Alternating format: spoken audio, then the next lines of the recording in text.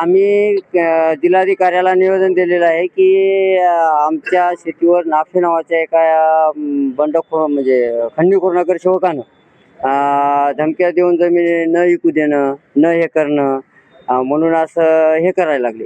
Sir, मी सांगवी येथील शेतकरी असून मी गेल्या वेळेस आमची एक वेळेस फाईट झालेली आहे सर, की मुलाखतीद्वारे त्यानं आम्हाला धमकावलं की या ठिकाणी मुस्लिम समाजाचं आरक्षण आहे आणि ही जमीन तुम्ही कशी काय विकू शकता.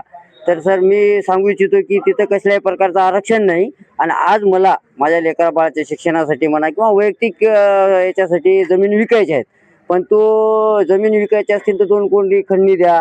त्यांची मिसेस नगरसेविका आहे, ती त्या मिसेसच्या नावाखाली तो स्वतःच पोळी भाजून घ्यायच्या मागा लागला आहे सर.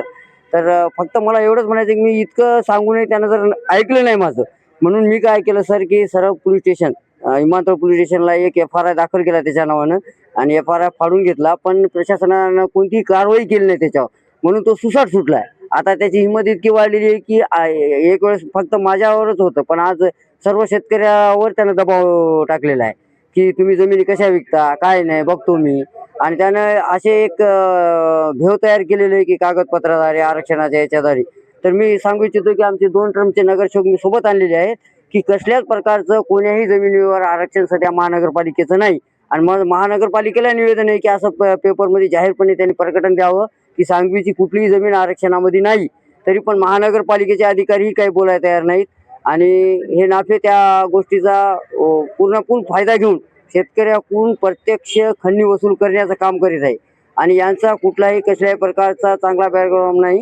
हे गुन्हेगारी प्रवृत्तीचे लोक असे जर नांदेडला तयार झाले आणि महानगरपालिकेत जर गेले तर महानगरपालिकेचं लई लवकर वाटोळं होणार आहे. त्यासाठी माझी विनंती आहे महानगरपालिकेला की आपण अगोदर एक पत्रक काढून सांगवीवर कसल्याही प्रकारचं कुठलंही आरक्षण महानगरपालिकेचं नाही असं जाहीरपणे महानगरपालिकेनं सांगावं आणि शेतकऱ्यांना एक धीर द्यावा, ही माझी कळकळीची महानगरपालिकेला विनंती आहे.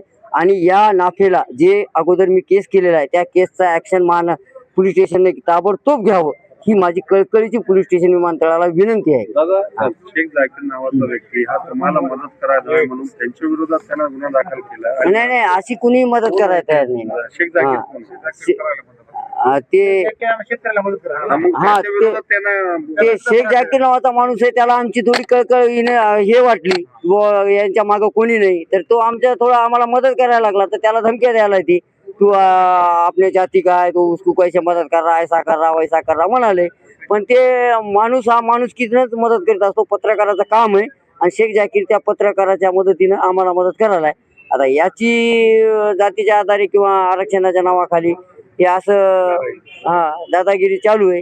आता ही दादागिरी ताबडतोब बंद करावी, हीच माझी कल्पना. तर आम्ही आज जिल्हाधिकारी साहेबांना सांगितलं मी सरळ की बुवा साहेब, म्हणलं मी FRI फाड, माझ्यातर्फे जे प्रशासनाला करता येईल ते मी केलं. जर प्रशासनाने याच्यावर योग्य तर कारवाई जर नाही केली तर आत्मदहन करण्याशिवाय मला पर्याय नाही आणि मला आत्मदहनाची परवानगी प्रशासनाने द्यावी, ही माझी कळकळीची विनंती. आम्ही 8 दिवसाच्या मध्ये अल्टिमेटम दिलेलं आहे त्यांना. तर 8 दिवसात ही कारवाई झाली तर ठीक आहे, नाही तर 8 दिवसात आम्ही सर्व शेतकऱ्यांसमोर येऊन आत्मदहन करू.